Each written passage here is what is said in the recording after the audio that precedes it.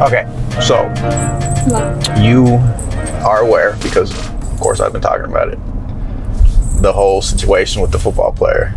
Yes. That punched the fan in the face. Correct, yes. Which, you know, to clarify, it wasn't like a super hard punch. He kind of slapped, pushed, punched all at the same time without, you know, actually hitting the guy real hard. But anyway, so. But definitely assault, definitely a violation. Definitely a violation of the rules that govern the conduct of professional sports athletes. So we don't want to minimize that. Don't want to minimize what? That he hit the guy. Yeah. Okay. So it under the rule of, they call it essentially, long story short, unnecessary contact with the fan. So because of that, football player DK Metcalf, wide receiver, Pittsburgh Steelers, was suspended 2 games without pay, which ended up costing him $500,000. A little over. Where were the numbers coming from? Because they were acting like he was going to be out. Oh, he is, yeah. Oh, he is? So for the 2 games that he suspended, he's losing those 2 game checks, which is a total of $555,000. So $500,000 for missing 2 games. But because of that, because of the suspension, and the suspension was upheld, he appealed it. The NFL upheld the suspension, said, nope, you're in the wrong. So because of that, he has a clause in his contract stating if he gets suspended, he loses future guaranteed money. So he's under contract for the next 2 seasons. How common is that? I wonder, that clause. Well, it's probably common for players that have had issues in the past, I'm assuming. So I know he's not like a real bad guy as far as like things he's done. Like, there's wide receivers, especially, it's always wide receivers that have acted crazy foolish throughout their careers, like Antonio Brown, for instance. I don't think he's that type of player, though. Anyways, so he's the next 2 seasons. So next year, the 2026 NFL season, he's going to lose out on what would have been $25 million in guaranteed pay because of the suspension. And then the following season, the 2027 NFL season, he's going to lose out on an additional $20 million. So for a total of $45 million in all that he's missing out in guaranteed money. Sheesh, that is an expensive mistake. Yes, because he walked over there and decided to grab the fan by the shirt and punch him in the face. So before he did that, I'm sure he knew the ins and outs of his contract. Oh yeah, of course. He knew that that's what he was risking. Yes. And he still felt. I mean, I'm sure he wasn't thinking about it in the moment. But yes, he would have been aware of what's in his contract, especially when it comes down to guaranteed money and how to make sure you get that guaranteed money. An expensive mistake. Yes. So now, of course, the football player is saying that this fan was throwing around racial slurs and also called his mom out of her name, you know, was talking shit about his mom essentially as well. Now, the fan says that never happened. Fan says that he literally just called DK Metcalf by his full government name, and that pissed him off. Interesting. What is his full government name? It's Decalen Metcalf, but he has a middle name too. I can't remember. It's like Zacharias or something like that. Kalen Zacharias Metcalf. Yes, and he goes by DK. And Metcalf. So he just kept saying that or something? Allegedly. I don't know if he kept on saying it. Long story short is that's the fans' side of it. Now, there is multiple videos of this happening. There's multiple angles of it happening. There's videos that have come out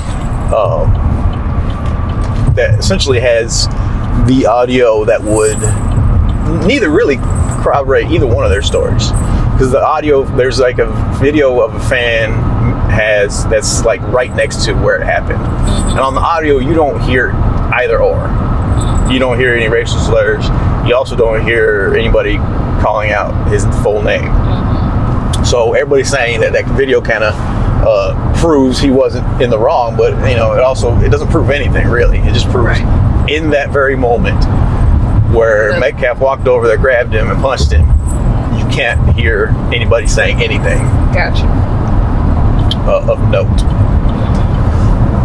So, 2-game suspension for Metcalf. Now the fan, though, the NFL, essentially the NFL, and both the NFL and the team, the Detroit Lions, that he was a fan of, they've done whatever they're going to do with it, and they have said the fan did nothing wrong. So that kind of backs up the fan story, of course, as well, when you have the NFL and the team both saying the fan didn't do anything wrong. Right. Now, the problem is, though, of course, everybody has an opinion on this. And a lot of well-known sports commentators, if you will, are talking about this. And I think one of the more notable ones was, I can't remember the guy's name. The dude. Not Shannon Sharp. Yes, jeez. Nightcap with Shannon Sharp. I don't know. Okay, yeah. Shannon Sharp. So he has his deal. He has his little show where he talks about all the sports topics, but his partner, Ocho Cinco, you know him, Chad Johnson. He's on, they're all, of course, talking about it. And Chad Johnson says, "Oh, I know what happened." So Shannon Sharp is kind of bringing up the topic, and Ocho Cinco cuts him off and says, "I know what happened." He called him the N-word. He called his mom out of her name, and he declared it that is what happened. Now, of course, he wasn't there. He's stating this as this is what happened based on information that he's gotten either from Metcalf himself or from somebody else. But he's stating that is what is happened. That is what happened.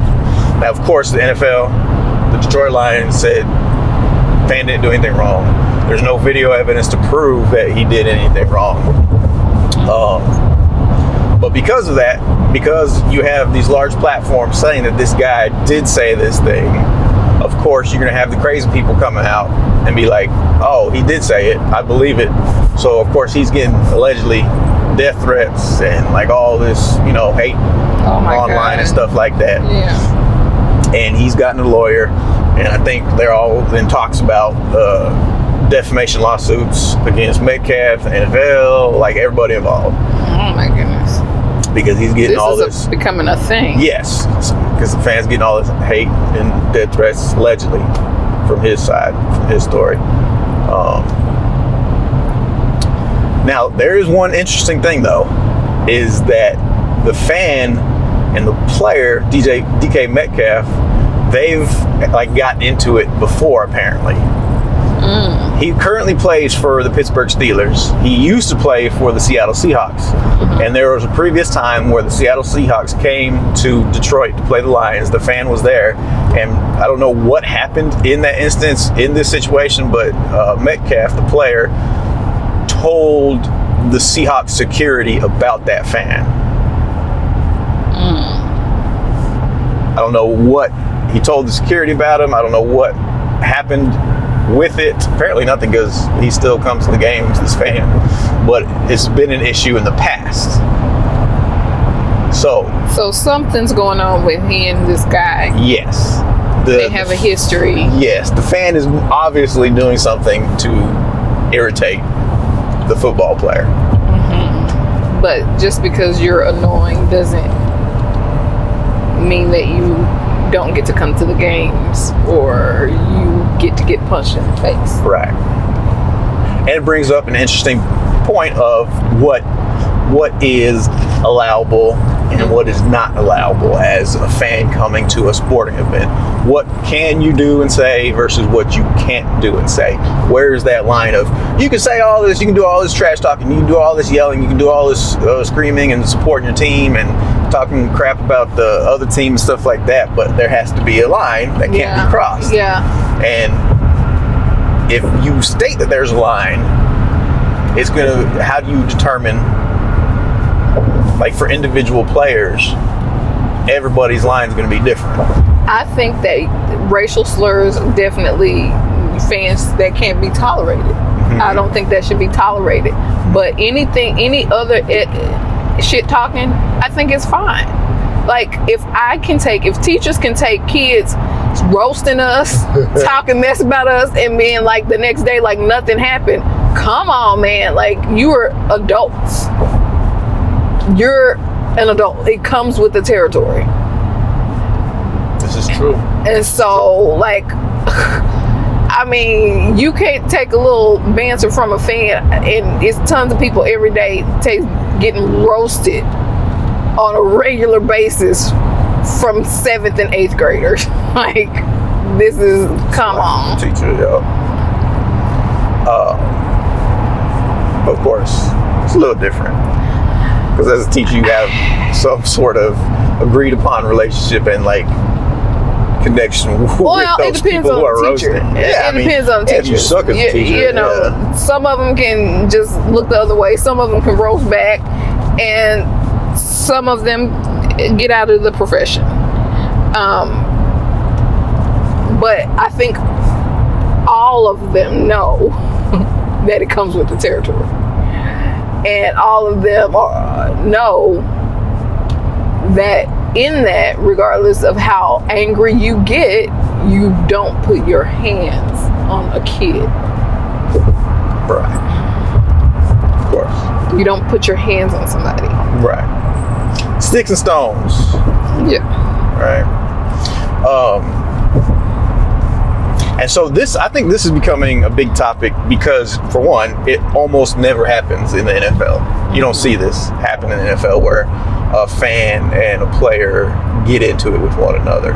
It just rarely ever happens. So because this happened, and it happened caught on television, it was actually caught on the broadcast too because the announcers brought it up. But and part of the reason why it never happens is just the way the stadiums are designed. Like, there's a big wall that goes around the entire field where the fans can sit up against that, but they're still like 7-8 feet, off the ground, and they're quite a ways back from the actual playing field from the players. So like the players, like in the case of Metcalf, he had to go walk over there to him, reach up over that wall and pull him down.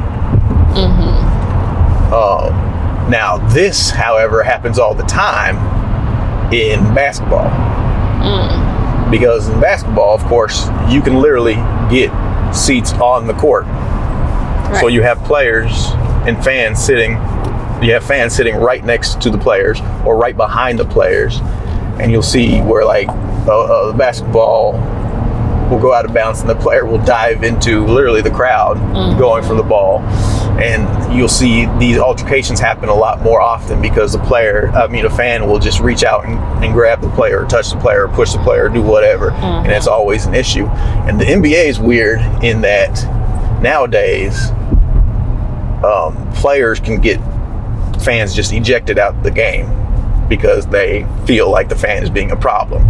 So I like that, especially if they have that much proximity to the player where they can do that. I don't think that's right either.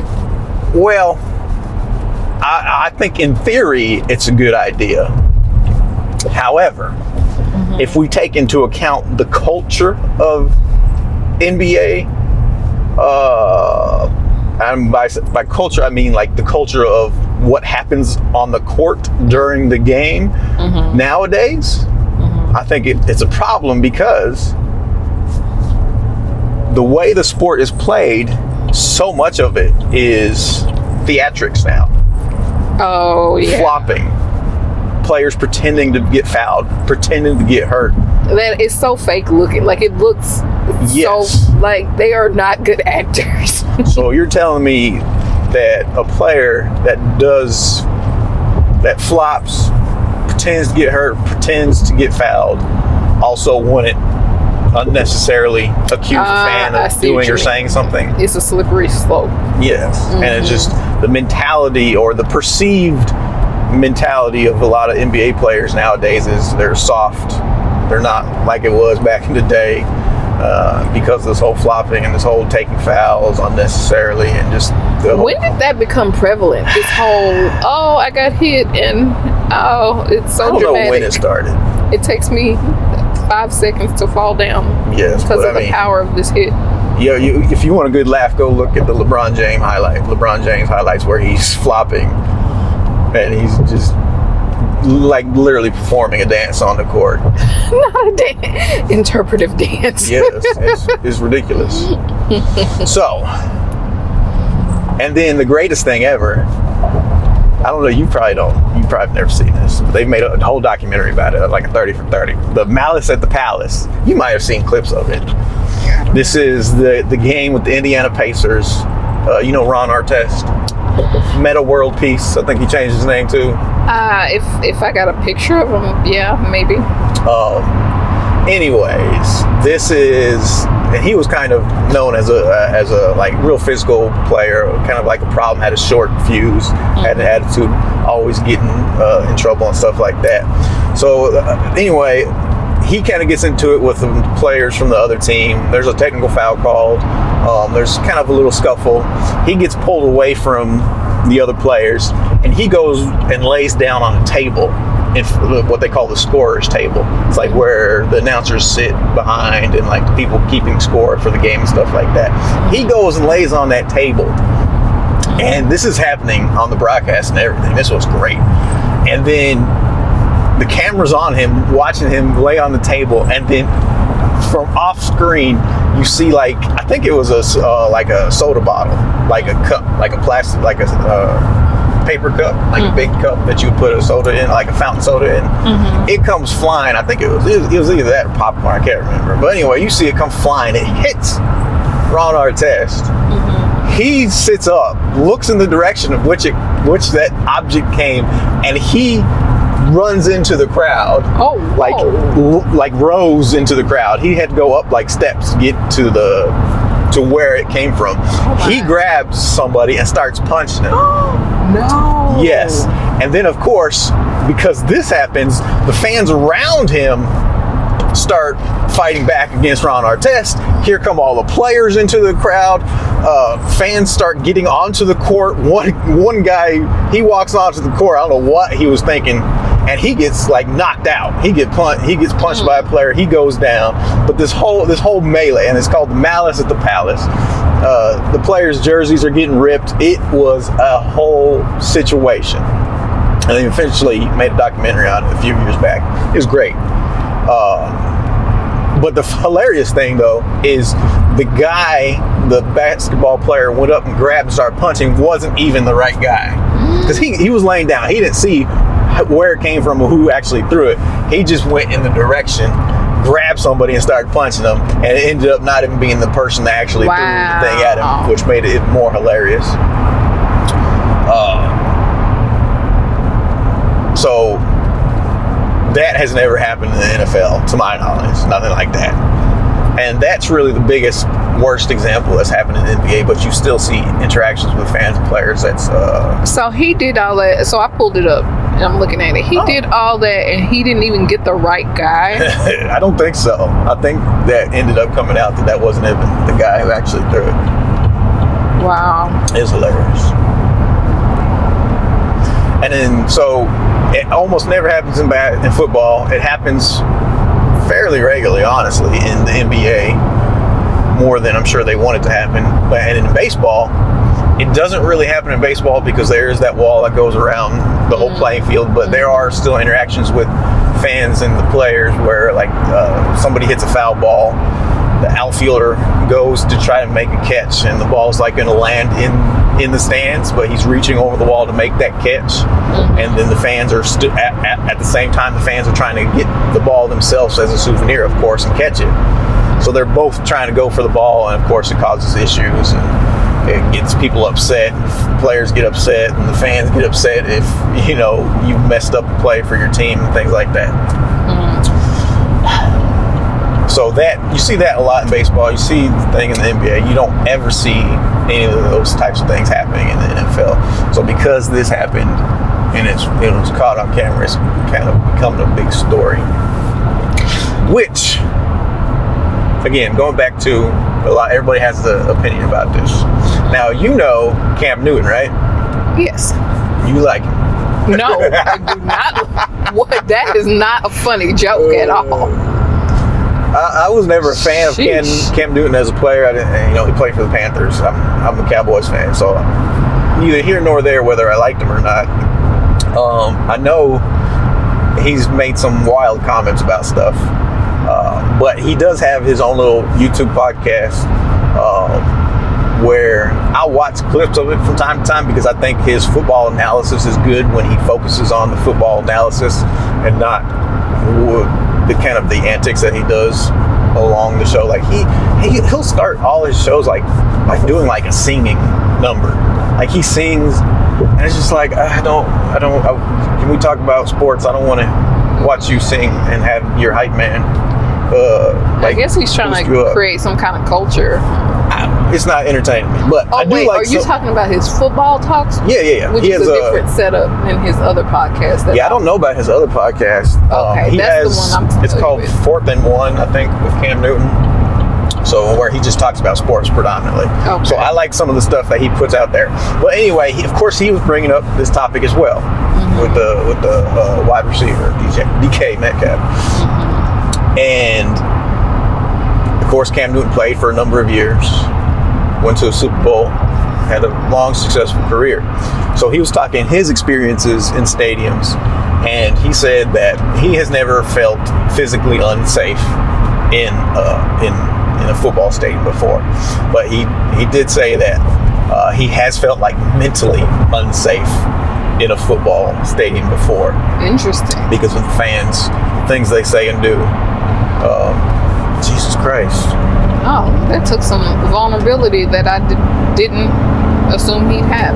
Well, so here's what the thing I kind of disagreed with him on. He was talking about, he was saying players need some sort of protection from fans. Mm-hmm. And he was saying that there should be, he was calling it a barrier.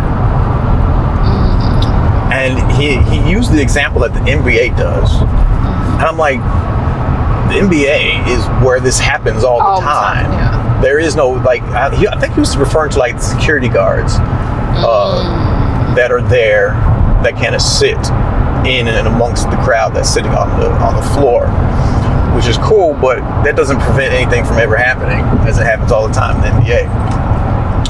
And there's a big giant wall around the entire playing field, and there's a big separation. And again, the issue was, the player walked over there to him. You don't need a barrier because there is a natural barrier with the wall and the distance between the players and that wall that the fans sit behind. Mm-hmm. So it's not like a fan can just reach out and touch a player or get in contact with the player. The player had to go over there to him, reach up and grab him. So there already exists a barrier, and there's security guards there. But the security guard's not going to stop the player. They're going to stop fans. Like if a fan jumps the wall, they're going to stop them. If a player walks over to the wall to interact with the fan, the security guard's not going to stop the player. That's not going to alert him until For one, they probably think he might be going over there to do sign some do an autograph or something like that. Right. And even if the security guards thought that maybe there's a problem, they don't want to be seen getting into an altercation with a player. Because it's like, you're there to protect the players and you don't want that whole narrative going on where if you intercept DK Metcalf before he gets to that fan, now it just looks like the security guard had a problem with DK Metcalf. Mm-hmm. So the whole story changes and the whole different thing. Yeah. Right. But Cam Newton was like, he said that players need to be mentally protected.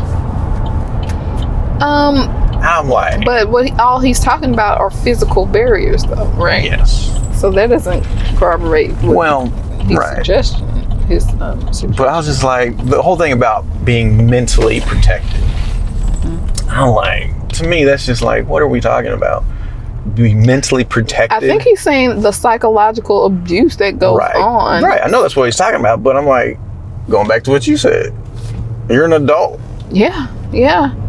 Like, how do you build that muscle? Like, I feel like for me, the only reference I have for it is teaching. Like, over time, you just kind of, you know how to navigate, you know how to come back, you know how to engage, build relationships, or just completely ignore behavior that you don't want to continue because that is a strategy that actually works. Yes. I just thought it was odd to be like, we need to say that players need to be mentally protected. Maybe mentally prepared or psychologically prepared. So I don't know how much goes into, hey, you guys are going to hear some things you don't want to hear, some things that are going to piss you off, some things that are going to make you irate and make you want to get up and go and smack a fan. But this is how you handle that. Like, how much of their training is, covers that? I have no idea. Now I know like there's rookie training that everybody gets when they come to the NFL and they talk about certain things, and I'm sure that might be part of it. But I mean, at the end of the day, you have 100 yards. The fan is sitting in one spot. If you hear him and he's saying shit you don't like, go to the other end of the sideline. Right. Just walk away from it. I would think though, before they get to the NFL, they've been playing football for how many years? Right. They had to have encountered something similar. Right. Yes, I'm sure this is definitely part of the sport. You go to any sporting event. Right. Even at the high school level, it's the parents at the high school level that are yelling wild stuff to the players and the refs and things like that. So this isn't a first time thing. You know that this is a thing, and you should have, but I'm sure you have encountered this several times before. Yes. And so that makes me think it's more of an individual thing. Like, maybe there's some tools that he needs. By the time you got to the NFL, you should have built up the ability to block out those types of situations, those types of things. Right. So there's some tools that he needs specifically to better support him in managing his anger. Yes. But yeah, that's an expensive mistake. Yes, $45.5 million out the window over a temporary emotion. Yep. And the worst part is he didn't even get a good punch in. Right. That was a little tap. Yeah. That was like a flick of the wrist. Yeah. Literally a flick of the wrist. It was bad. Certainly wasn't worth it. Certainly wasn't worth $45 million. And I know he is kicking himself. You would think so. I would think so. Considering the money and all, and the reputation and all this fallout. The only thing I will say though is, again, the fan is saying this, the player is saying something totally different. The video that is available doesn't prove either or, in my opinion. Then that just leaves the question of what has been said and done in the past and leading up to that moment, essentially.